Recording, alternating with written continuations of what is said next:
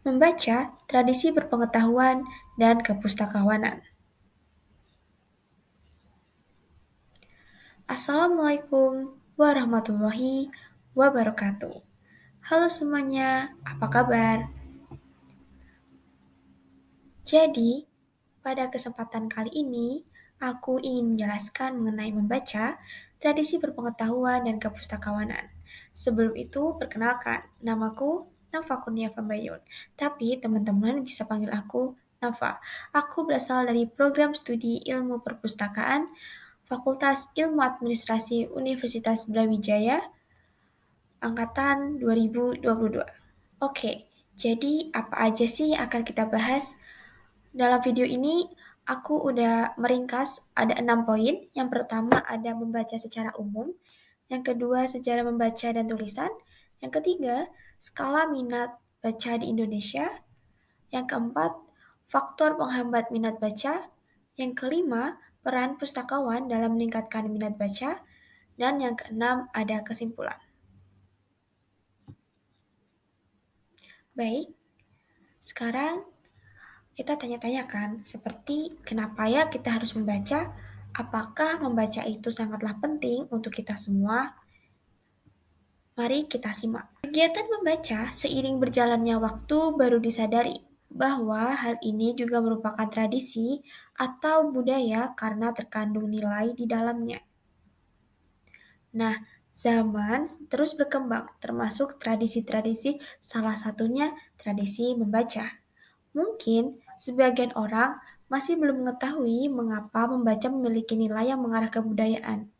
Dan hampir segala aktivitas yang dilakukan oleh manusia sekarang ini terhubung dengan membaca, bahkan dapat dijadikan tolak ukur dalam berpengetahuan.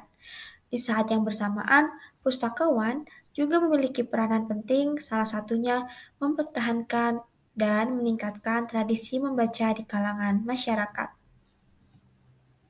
Slide selanjutnya ada for your information atau informasi buat teman-teman, yaitu di dalam buku berjudul Prétuques de la Lecture, karya Cartier Roger, terdapat dialog yaitu membaca dapat direduksi hanya menjadi apa yang dibaca.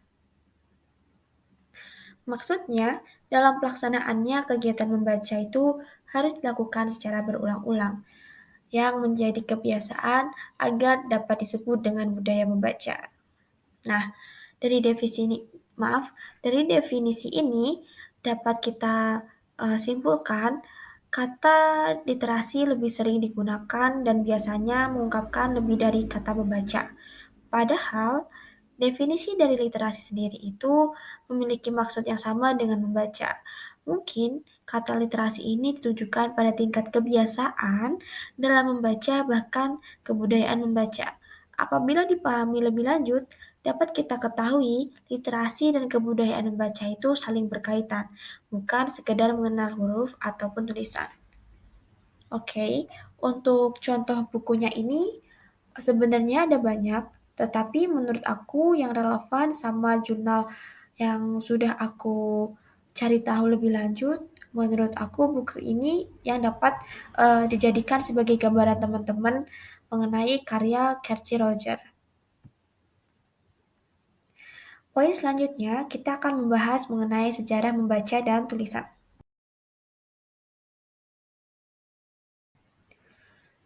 Pada awalnya, manusia mulai mengenal tulisan dan membaca ketika zaman prasejarah.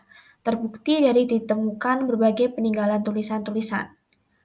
Pada zaman prasejarah, manusia itu mulai mengetahui atau mulai mengenal tulisan dan membaca dengan medianya yang bermacam-macam. Antara lain, ada kertas papirus, ada batu, kulit hewan, bahkan dinding-dinding tembok tempat tinggal mereka. Sebelumnya, mereka melakukan tulis-menulis, namun belum dirangkai menjadi satu. Dari kegiatan tersebutlah atau aktivitas tersebut, muncul suatu kumpulan dari kertas yang dikenal dengan buku. Nah, buku pertama ini dibuat dari gulungan kertas papirus yang tadi sudah aku katakan, yaitu berisi tulisan. Kemudian, ada pun buku memiliki fisik serupa dengan buku masa kini, yaitu buku yang pertama atau buku yang ditemukan di Tiongkok atau berasal dari Tiongkok, yaitu tahun 200-an sebelum Masehi dengan bahan dasar berupa bambu. Buku pun mengalami perkembangan pesat lalu mulai menyebar ke berbagai belahan dunia termasuk di Indonesia. Di sini aku udah nyantumin contoh gambar dari kertas papirus sebagai gambaran teman-teman buat tahu seperti apa pada zaman dulu itu menulis menggunakan kertas papirus. Selanjutnya, skala minat baca di Indonesia. Perlu diketahui sama teman-teman nih, di Indonesia itu budaya membaca masih rendah loh. Dari hasil pemetaan, kondisi kegemaran atau yang menunjukkan nilai tingkat gemar membaca masyarakat Indonesia pada tahun 2020 sampai 59,52 dari skala 0 sampai 100. Akan tetapi, hasil tersebut menunjukkan masih ada kenaikan di setiap tahunnya, meskipun kenaikan tersebut tidak terlihat signifikan. Padahal, budaya membaca itu dapat menjadikan masyarakat berpengetahuan, karena dengan membaca, masyarakat dapat menghadapi berbagai macam rintangan, khususnya di era globalisasi dan di masa yang akan mendatang. Memasuki dunia yang modern, masyarakat pun harus dituntut lebih peka terhadap pentingnya membaca dan kemampuan dalam menghadapi tantangan sehingga dapat dijadikan sebuah kebutuhan sendiri. Poin selanjutnya yaitu faktor penghambat minat baca. Bisa didasari hasil pemetaan oleh Perpustakaan Nasional yang dapat dilihat betapa rendahnya budaya membaca masyarakat Indonesia. Nah, apa aja sih faktornya? Antara lain, yang pertama terbatasnya sarana dan fasilitas perpustakaan serta tenaga pengelolanya. Maksudnya, tidak semua daerah di Indonesia itu memiliki perpustakaan yang layak atau yang dapat dimanfaatkan, serta tenaga pengelolanya itu bukanlah orang yang dapat orang yang ahli dalam bidangnya, akan tetapi biasanya orang-orang yang membutuhkan lowongan pekerjaan dan hanya dimasukkan begitu saja, sehingga fasilitas, sarana, serta tenaga pun tidak dapat mencukupi. Yang kedua, rendahnya kualitas dan variasi buku yang diproduksi. Maksudnya, rendahnya kualitas itu bisa jadi dari buku-buku yang diproduksi pada masa kini lebih condong ke yang fiksi, bukan non-fiksi. Maksudnya kurangnya buku yang mengedukasi masyarakat. Yang ketiga, kurangnya dukungan di lingkungan masyarakat mengenai pentingnya membaca. Selain faktor karena sarana, fasilitas, ataupun kualitas, dukungan itu sangat diperlukan. Apabila dukungan itu kurang, khususnya di lingkungan masyarakat, maka faktor inilah maaf, maka inilah yang dapat menyebabkan minat baca Indonesia itu menjadi terhambat. Dan yang keempat, banyaknya hiburan khususnya di media sosial yang kurang mendidik dan jarang mengedukasi mengenai membaca. Jadi teman-teman bisa lihat sendiri ya, ketika teman-teman nge-scroll Instagram, Twitter, Facebook, ataupun TikTok, dapat diketahui betapa banyaknya hiburan yang kurang mengedukasi mengenai pentingnya membaca. Dan padahal pengguna media sosial sekarang itu bukan hanya orang dewasa, namun anak-anak dan juga remaja. Yaitu poin mengenai peran pustakawan dalam meningkatkan minat baca.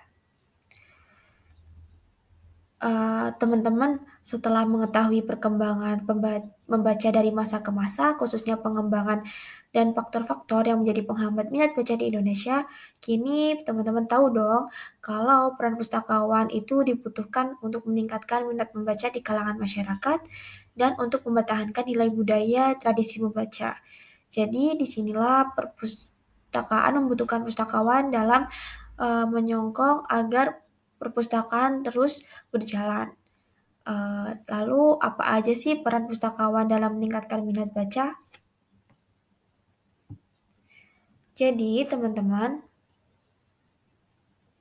peran pustakawan untuk meningkatkan minat baca di kalangan masyarakat di negara kita, Indonesia, antara lain menyediakan sarana dan fasilitas perpustakaan atau taman baca yang lebih memadai dan terjangkau. Maksudnya, lebih memadai itu bisa jadi dengan melengkapi koleksi-koleksi buku atau menyediakan tempat membaca yang nyaman, melengkapi dengan tambahan WiFi atau penerangan yang baik, juga terjangkau. Maksudnya, setiap daerah tuh diharapkan memiliki perpustakaan secara masing-masing dengan terjangkau. Jadi penempatannya itu di pusat kotanya atau di pusat daerahnya sehingga sehingga masyarakat dapat eee, pemerataan perpustakaan atau taman baca hingga pelosok agar masyarakat di sana tidak tertinggal. Maksudnya, pustakawan diharapkan dapat meratakan pembangunan perpustakaan atau taman baca hingga pelosok-pelosok daerah yang belum dapat dijangkau dengan mudah, sehingga meskipun perpustakaan itu kecil, tapi memiliki koleksi buku yang lengkap, dapat bermanfaat bagi masyarakat yang ada di sana dan, mereka dapat mendapatkan sumber informasi dan, ilmu pengetahuan yang cukup. Yang ketiga, memberikan sosialisasi mengenai pentingnya membaca. Nah, dalam memberikan sosialisasi ini, bisa ditujukan kepada lingkungan masyarakat, pendidikan, maupun lingkungan keluarga. Dan yang terakhir ada nomor 4, yaitu mempromosikan budaya membaca melalui platform media sosial. Karena semakin canggih teknologi sekarang, diharapkan juga nih teman-teman ikut serta membantu untuk memberikan atau mengedukasi, kepada seluruh rakyat seluruh masyarakat membaca dan, selalu meningkatkan literasi. Kesimpulan. Kesimpulan yang dapat, aku sampaikan nih, yaitu membaca itu bagian dari hidup. Dengan membaca, kita mendapatkan banyak wawasan dan pengetahuan. Juga disinilah kepustakawan itu dibutuhkan dalam implementasinya. Dari pembahasan ini juga kita jadi ngerti nih, tugas pustakawan itu tidak hanya jaga buku yang tidak tahu apapun. Justru pustakawanlah yang memiliki keahlian yang begitu luar biasa dan keahlian itu diterapkan untuk membantu masyarakat agar masyarakat itu lebih peka terhadap budaya membaca dan tidak mengalami ketertinggalan. Meskipun banyak rintangan dan tantangan yang harus dihadapi pustakawan dalam meningkatkan minat baca. Juga buat masyarakat tidak mudah termakan oleh berita hoaks dan dapat menyaring informasi terlebih dahulu. Jadi banyak upaya juga yang udah dikerahkan oleh pustakawan untuk menjaga dan mengembangkan nilai tradisi membaca. Dengan begitu, harapan besar saya, untuk kita semua dapat berpartisipasi ya teman-teman, juga menjadikan, negara kita semakin lebih baik dengan memiliki masyarakat yang berpengetahuan. Dan suatu kebanggaan bagi aku sendiri, eee, cuma ini penyampaiannya masih terdengar kurang jelas dan juga, dalam PowerPoint ini terdapat beberapa kata yang typo nih. Sekian dari saya, semoga bermanfaat untuk kita semua. Wassalamualaikum warahmatullahi wabarakatuh. Terima kasih.